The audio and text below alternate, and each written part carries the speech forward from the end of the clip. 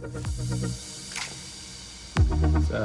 we're just trial fitting the 6-Boost Manifold on the RB25 Neo, and this is the standard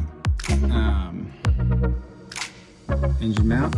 So it's got to go up there, but as you can see, pretty close there, it doesn't fit. So this is another one I've got, and we've had to chop the side out of it. As you can see, yeah, I've got the grinder, and I've just been cutting a bit, and then looking at it, and then cutting a bit, and then looking at it and see if it fits.